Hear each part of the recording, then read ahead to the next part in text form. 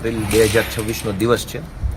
વિસાવદરના પ્રાંત અધિકારીની કચેરીમાં આજે રોગી કલ્યાણ સમિતિની એક મિટિંગ હતી.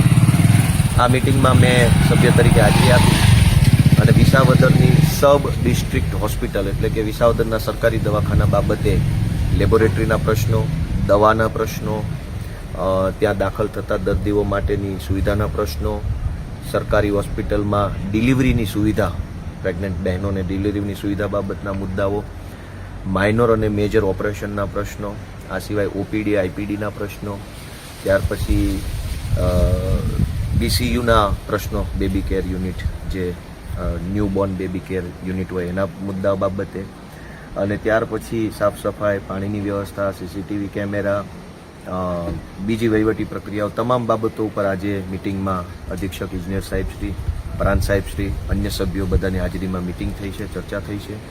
PMJAY યોજના જે છે એના લાભાર્થીઓ, જેમાં ડાયાલિસિસ હોય, હિપેટાઇટિસના દર્દીઓ માટેનું ડાયાલિસિસ હોય, આ બધા મુદ્દા ઉપર પણ વિસ્તૃત ચર્ચા થઈ છે. અને ખાસ કરીને વિસાવદરની જે નવી હોસ્પિટલ મંજૂર થઈ છે એ હોસ્પિટલનું કામ જલ્દી ચાલુ થાય તે માટે અમારે આ મિટિંગમાં ચર્ચા થઈ છે. અને આ ચર્ચાને ગાંધીનગર હું જઈશ ત્યારે અધિકારીશ્રીઓ અને પદાધિકારીશ્રીઓ સમક્ષ પણ મુદ્દો રાખવાનો આજે નિર્ણય લેવામાં આવ્યો છે.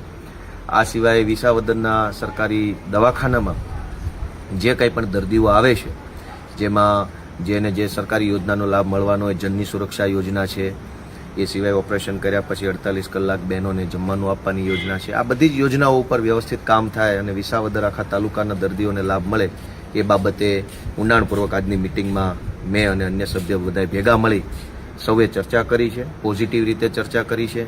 અન્ય બધા સભ્ય જે હોય આ વિસાવદર પંથકના એ પણ બધા હાજર હતા.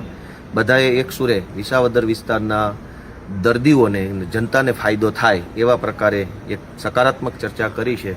એટલે મને વિશ્વાસ છે કે વિસાવદરના સરકારી દવાખાનાની અંદર વધુ સારું કામ થશે. જે કાંઈ સારું કામ ડૉક્ટરશ્રીઓ, સરકારી કર્મચારીશ્રીઓ, અન્ય સેવાભાવી સંસ્થાઓ જે લોકો સારું કરી રહ્યા છે એ કામ વધુ સારું થાય એવા પ્રયત્નો આજની મિટિંગ માધ્યમથી કર્યા છે.